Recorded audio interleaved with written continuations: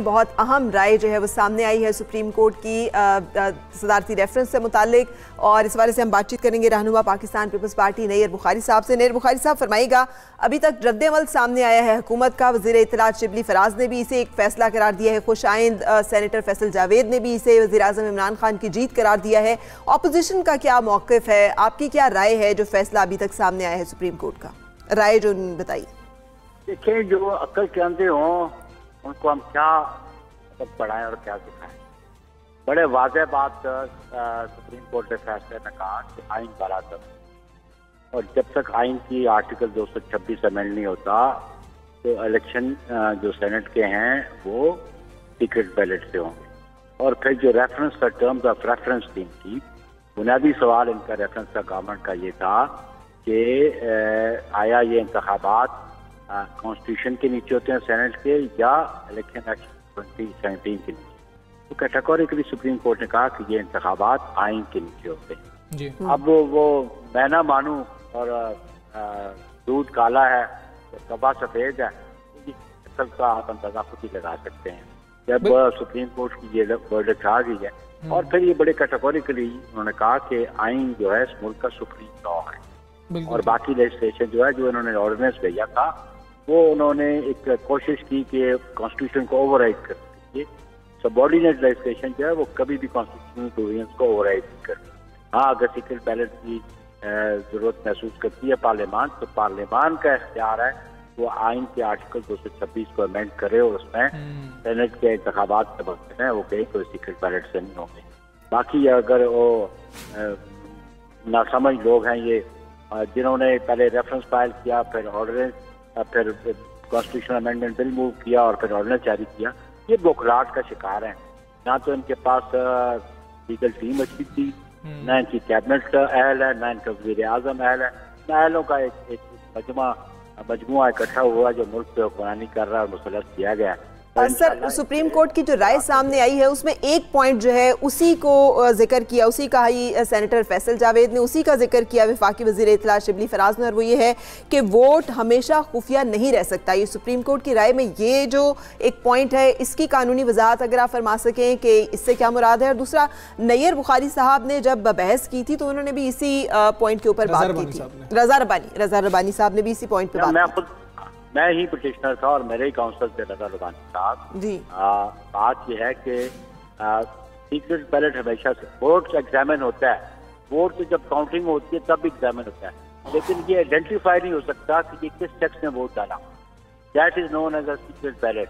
Vote तो secret नहीं रहता उस हवाले से कि वोट को जब काउंटिंग होती है तो बैलेट पेपर तो सामने आता है, वो उसको तो मख्फी नहीं रखा जाता, लेकिन ये बात मख्फी रहती है कि ये किसका वोट है और किसको पड़ा है, ये तो सामने आ जाती है, लेकिन ये आइडेंटिफाई नहीं होता ये किसने वोट डाला है। लेकिन सर, टेक्नोलॉजी के इस्तेमाल की बात की जा रही है ना, बार कोड की बात की जा रही है, कहा जा रहा है कि इलेक्शन कमीशन जो है टेक्नोलॉजी इस्तेमाल करे और 218(3) के तहत इलेक्शन को शफाफ बनाना जो है ये इलेक्शन कमीशन की जिम्मेदारी है। इसके बारे में आप क्या कहेंगे?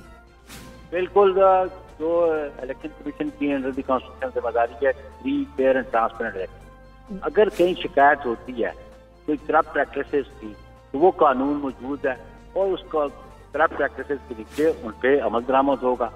यही सुप्रीम कोर्ट ने कहा। सुप्रीम कोर्ट ने ये तो कहीं नहीं कहा कि कानून से 12-10 और कानून से बाहर इकदाम इलेक्शन कमीशन उठाए। इलेक्शन कमीशन भी आइन और कानून के ताबे है, वो इंडिपेंडेंट जरूर है, लेकिन वो ताबे जो है आइन पाकिस्तान। बिल्कुल ठीक है नैयर बुखारी साहब, ये एक ही नुक्ता है कि जिसके ऊपर ये बात की जा रही है पाकिस्तान तहरीक इंसाफ की जानिब से। नैयर बुखारी साहब हमारे साथ मौजूद रहिएगा। वफाकी वज़ीर दाखिला शेख रशीद साहब हमारे साथ मौजूद हैं। शेख रशीद साहब, बहुत शुक्रिया आपके वक्त का। वोट हमेशा के लिए खुफिया नहीं हो सकता है, क्या वज़ीर आज़म पाकिस्तान के मौक़िफ़ की जीत है? फैसले को आप कैसे देखते हैं?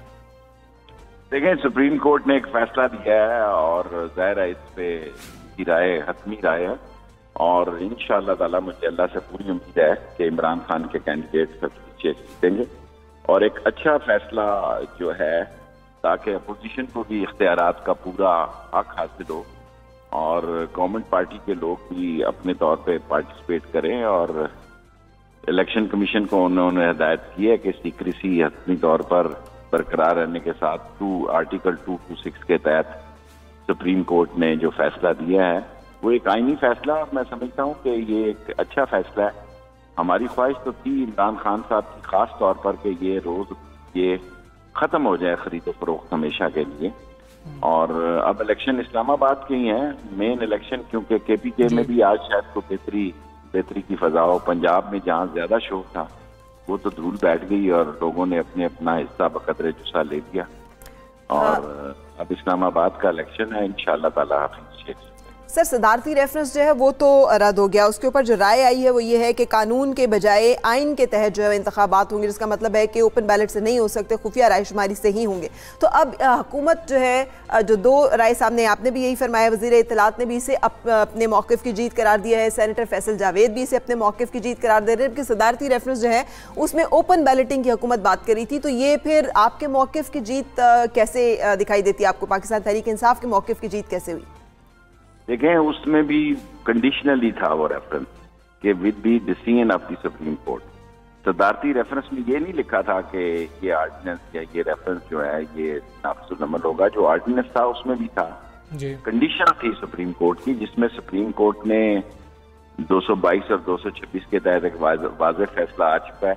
अब इंतखाबात आर्टिकल 226 के तहत होंगे और खुफिया बैलेट से होंगे। बहुत अच्छी सुप्रीम कोर्ट ने जो फैसला है, मैं समझता हूँ ना किसी की जीत है ना हार है, कानून की जीत है और ज़मीर की जीत है। जो आदमी ज़मीर का कैदी है, जो आदमी ज़मीर का पाबंद है, वो अपने ज़मीर के मुताबिक वोट देगा। और मैं इंशाअल्लाह अल्लाह सुब्हाना ताला से फैसले उसी के पास हैं, तोके रखता हूँ कि इमरान खान का कैंडिडेट हफीज़ शेख जीतेगा। बिल्कुल ठीक है शेख रशीद साहब, बहुत शुक्रिया आपका।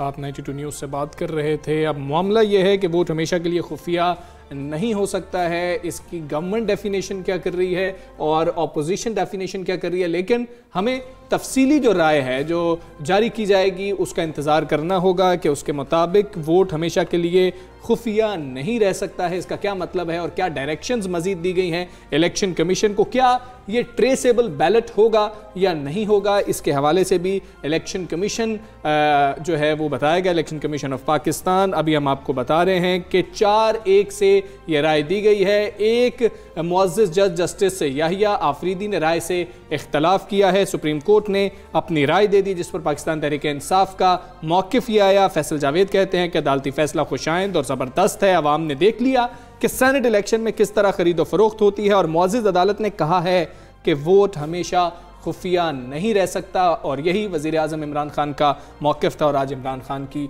जीत हुई है। सदारती रेफरेंस पे सुप्रीम कोर्ट ने अपनी राय दे दी है।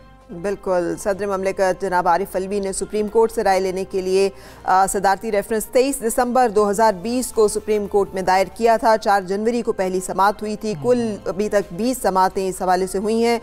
25 फरवरी को सदारती रेफरेंस पर राय महफूज कर ली गई थी और आज ये राय सुना दी गई है, जिसके मुताबिक सेनेट इंतखाबात जो हैं वो कानून के बजाय आइन के तहत होंगे और आर्टिकल 226 के मुताबिक ओपन बैलेट के बजाय खुफिया रायशुमारी से सेनेट के इंतखाबात 3 मार्च को होंगे। और इसी हवाले से आपको बताएं कि सीक्रेसी ऑफ वोट जो है वो एब्सोल्यूट नहीं है। अदालत की जानिब से ये भी राय दी गई है, तफसीली फैसले का इंतज़ार करना होगा। जस्टिस याहिया आफरीदी ने इस राय से इख्तलाफ किया है। आपको बता रहे हैं कि वोट हमेशा के लिए खुफिया नहीं हो सकता। ये वो पॉइंट है जिसको इलेक्शन कमीशन को भी क्लियर करना होगा कि क्या टेक्नोलॉजी का इस्तेमाल किया जाता है। इलेक्शन कमीशन का काम है कि शफाफ इंतखाबात के लिए इकदाम करे। सुप्रीम कोर्ट की जानिब से ये राय दी गई है, इंतखाबी अमल से करप्शन ख़त्म करना भी इलेक्शन कमीशन का ही काम है और इलेक्शन कमीशन करप्शन ख़त्म करने के लिए टेक्नोलॉजी का इस्तेमाल कर सकता है। ये राय दी गई है सुप्रीम कोर्ट की जानिब से। चीफ जस्टिस गुलजार अहमद ने राय जो है ये पढ़कर सुनाई और ये मुख्तसर जो है